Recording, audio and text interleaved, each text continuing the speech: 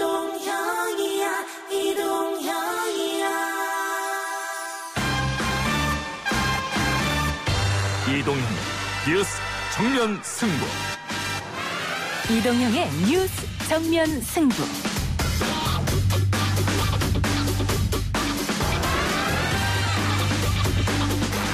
청취자 여러분 안녕하십니까. 이동형입니다. 서울 구로구의 한 콜센터에서 코로나19 집단 감염 사태가 발생했습니다. 박원순 시장의 브리핑 먼저 들어보시죠.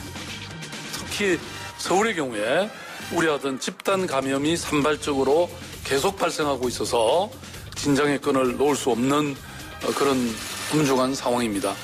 어제 구로구의 에이스 손해보험 콜센터 근무자 35명이 확진을 받았습니다. 박 시장의 브리핑 당시에는 35명이 확진 판정을 받았었는데 지금까지 상황은 66명입니다. 수도권으로의 확산이 걱정인데요. 집단 감염이 일어날 수밖에 없었던 콜센터 업무 환경은 어땠을까요? 일부에서 짚어봅니다. 저희들이 처음에 예상할 때는 대개 비례대표 후보로 400여 분 정도 오시지 않겠냐 그렇게 예상했는데요. 어제 최종 집계를 해보니까 544명이 왔습니다. 미래통합당의 비례대표형 위성정당인 미래한국당 비례대표 후보 모집에 무려 544명이 몰렸습니다. 반면 비례연합정당의 더불어민주당 참여 여부를 놓고서는 아직 내용이 있는 것 같은데요. 오늘의 이슈들 모아서 기자 언박싱에서 전해드립니다. 그러니까 환자분들이 저한테 주신 가르침, 그거를 알게 되면서 그러니까 환자를 이해하고 환자를 낫게 하고 싶었다는 그런 마음이 더 굉장히 컸던 것 같아요. 메르스 당시 간호사의 편지로 많은 분들의 마음을 울렸던 김연아 간호사를 기억하십니까? 집단 격리됐던 경험을 가지고 있죠. 이분이 또다시 대구를 내려간다고 합니다. 오늘 힘내라 대구경북 힘내라 대한민국에서 만나봅니다. 모든 국민에게 재난기본소득 100만 원을 일시적으로 지원할 것을 정부와 국회에 제안합니다. 모든 국민에게 100만 원씩 퍼주자는 말이 재난기본소득이라는 명분으로 선동되고 있습니다. 이것은 한마디로 4.15 총선용 현금 살포입니다. 재난기본소득 100만 원, 김경수 지사의 말과 심재철 원내대표의 말 차례로 듣고 왔습니다. 정치권에서도 논란인데요.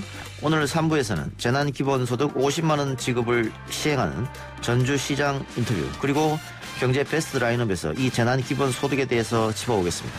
4부에서는 코로나19에 얽힌 사건 사고들 박변과 김판 시간에 만나보죠.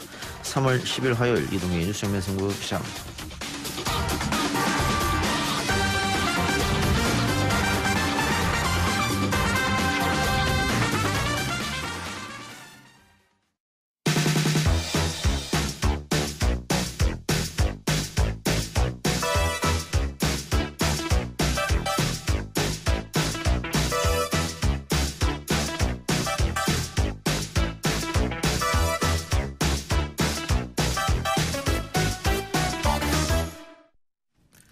서울 구로구의 한 보험회사 콜센터에서 코로나19 확진자가 집단으로 발생하면서 콜센터 노조가 대책을 촉구하는 성명서를 발표했습니다.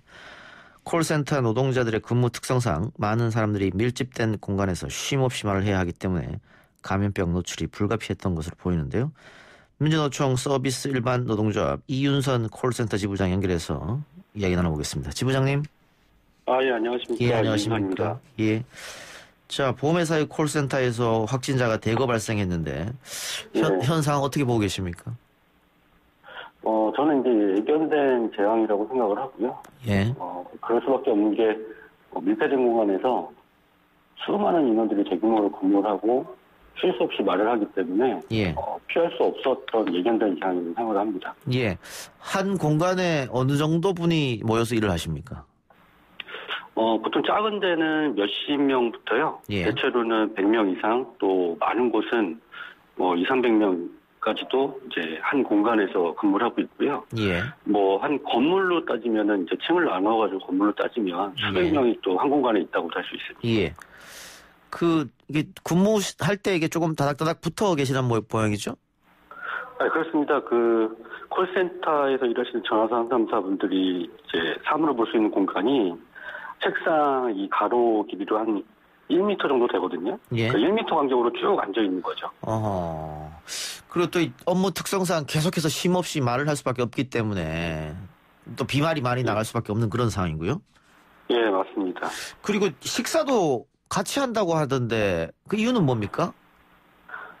보통 이게 대규모 인원이 한 곳에 집중되어 있다 보니까 예. 이제 주변에 식당도 좀 부족하고 어허. 구내식당이 있으면 좀 한데 예.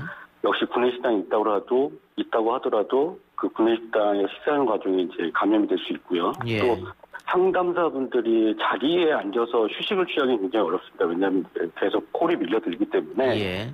네, 보통 자리에 앉아서 휴식을 취하기보다는 휴게실이라는 공간을 이용해서 휴식을 취하고 거기서 이제 식사도 해결하고 하는데 예. 그 공간 자체가 또 감염도를 높일 수 있는 공간이 되는 거죠. 그 업무가 굉장히 밀려 있나 모양이죠? 굉장히 그 업무가 많을 때에는 예. 심지어는 이제 화장실을 가지도 못하고 예. 한 4시간 정도를 계속 콜을 받고 이야기를 해야 되는, 상담을 해야 되는 그런 상황도 많이 연출이 됩니다. 그러다 보니까 식사하러 밖에 나가게 되면 그 동료가 더 일을 많이 해야 되는 상황이기 때문에 멀리 이동하지 못하고 휴게실에서 같이 식사를 하는 경우도 생긴다 이 말씀이죠. 예, 그렇죠. 근데 지금 보험회사 콜센터 운영사는 손 소독제도 비치했고 직원들에게 근무 중 마스크를 착용하도록 방역 지침을 안내했다라고 얘기했는데 지금 방역당국 조사에 따르면 직원들이 마스크 착용을 하지 않은 것으로 나타났거든요. 이건 어떻게 보험회사가 거짓말을 했다고 보십니까? 글쎄요, 그 보험회사가 거짓말을 한 건지 아니면은 보험회사가 이렇게 지침을 내리고 했는데도 이행을 안 한 건지 밑에서 이행한 건지 잘 모르겠지만 일단 제가 그쪽 상황을 다 확인해서 말씀드리는 건 아니고요. 예, 제 추론에 따르면, 제 추측에 따르면, 원청사하고 도급사하고 나눠져 있단 말이죠. 예. 원청사인 보험회사가 지침을 내렸더라도, 어허. 도급사가 이행을 안 할 수도 있고요. 밑으로 내려갔을 때는. 예. 그렇죠, 예. 그리고 또, 원청사, 도급사가 지시를 내렸다고 하더라도, 이 상담사분들이 하루 종일 마스크를 끼고 마스크를 착용해서 예. 상담을 하기는 굉장히 힘들단 말이죠. 계속 이야기를 하셔야 되니까. 그렇죠. 예. 전달도 제대로 안 될 수 있고. 예. 그리고 저희가 보통 출퇴근 시간에 잠깐 또 귀도 좀 아리기도 하고 굉장히 갑갑하지 않습니까? 예. 그런 것 때문에도 또 이행이 안 됐을 수도 있죠. 요즘 코로나19 때문에 그 출근하지 않고 집에서 재택근무 하시는 분들도 많은데 콜센터는 혹시 재택근무 이런 게 불가능한 시스템입니까? 아닙니다. 충분히 가능합니다. 예, IT가 이제 발전을 하면서 예. 보안 프로그램도 개발이 됐고 해서 예. 지금 일부 콜센터에서는 재택근무가 상시로 이루어지는 데도 있고요. 또 일부 이제 콜센터 전문 회사에서는 이런 프로그램들을 개발해서 본격적으로 이제 시행을 앞두고 있는 회사도 있고 그래서 충분히 가능합니다. 그러면 최근에 이렇게 코로나가 발령했을 때는 조금 재택근무를 했었으면 어떨까 그런 아쉬움도 드네요. 네, 그렇죠. 가장 이런 문제가 발생했을 때 가장 근본적인 차단이 되는 게 재택근무죠. 예. 근데 이게 그 시스템상의 어떤 구축 과정을 거쳐서 어떤 시간이 걸려가지고 구축이 되는지까지는 제가 파악을 못해서 확실히 말씀을 드리지 못했지만 미리 이런 것들을 좀 구축을 해놨다 그러면은 근본적으로 차단이 되고 굉장히 피해를 줄 수 있는 그런 거가 되죠. 예. 지금 박 시장이 브리핑할 때는 35명의 확진자였는데 지금 확인된 확진자는 66명 굉장히 많이 늘었단 말이죠. 그렇죠. 예. 그렇다면 지금 구로구에 있는 콜센터 여기만 그러겠느냐 아니면 전국적으로 비슷한 일이 발생할 수 있는 거 아니겠습니까? 우려가 좀 되긴 하는데요. 어떻습니까? 예, 굉장히 우려가 높고요. 예. 굉장히 발생 확률이 높다고 생각을 합니다. 예. 근무 여건상 어쩔 수 없다 그런 말씀이죠. 그렇죠. 비교하기는 좀 그렇지만 이전에 신천지라는 단체에서 단체를 통해서 많이 확산이 됐지 않습니까? 예. 근데 이제 환경이 저도 콜센터도 이와 비슷하지 않을까. 충분히 그런 확률이 있을 거라고 생각을 합니다. 예. 1m 간격으로 다 모여 있기 때문에. 예, 그렇죠. 그러면 방법은 없을까요? 어떻습니까? 아까 우리가 재택근무 얘기 됐습니다만은 1인 1실로 하기는 어렵겠죠? 예, 그거는 좀 힘들 것 같고요. 예. 일단 지금 재택근무를 전환하거나 시스템 구축하기는 시간이 굉장히 촉박하고. 예. 이게 콜센터라는 곳이 지금 전국에 몇 군데가 있고, 여기에 종사하시는 분들, 상담사분들은 몇 분이나 계신지 아직 그 실태 파악이 되고 있질 않아요. 예. 예, 그러다 보니까 지금, 대책을 세우는데 굉장히 고심을 하고 있는 것 같은데, 일단은 지방자치단체에서 예전에 이제 신천지 단체처럼 지방자치단체에서 적극적으로 나서서 예. 콜센터 규모, 위치, 실태 파악을 해가지고 지방자치단체 차원에서 적극적인 방역을 해야 되지 않나. 그렇지 않으면 이제 잡기가 힘든 상황이 되지 않을까라고 생각을 합니다. 예. 근데 제가 지금 들어보니까 업무량이 상당한 것 같은데 그러면 인원을 좀 보충하면 되지 않습니까? 인원을 보충한다고 해도 이제 콜센터 특성상 아무나 와서 바로 업무를 시작하기에는 조금 무리가 있고요. 교육기간도 교육기간도 거쳐야 되고 또 스킬도 쌓여야 되기 때문에 지금 인원을 갑자기 늘린다거나 뭐 그런 것도 보면 고려를 해야 되고 당장 시행이 좀 어려운 형태입니다. 예. 조금 다른 얘기입니다만은 콜센터에서 근무하신 분들이 다 이제 감정 노동자 직군에 속하기 때문에 예, 맞습니다. 그 통화를 하면서 폭언이라든가 뭐 성희롱이라든가 상당히 스트레스를 많이 받는다고 제가 들었는데 실상 그렇습니까? 예, 실제로도 그렇고요. 예. 이제 작년부터 감정노동자 보호법이 이제 시행이 됐지 않습니까? 예.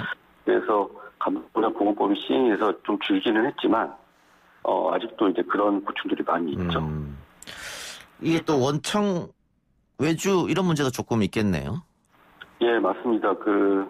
이번 코로나 사태도 그렇고, 좀 전에 말씀하신 감정노동 문제도 그렇고, 이 콜센터의 상담사분들이 고충을 얻는 가장 근본적인 원인을 따진다고 하면은 이 원하청 구조거든요. 예.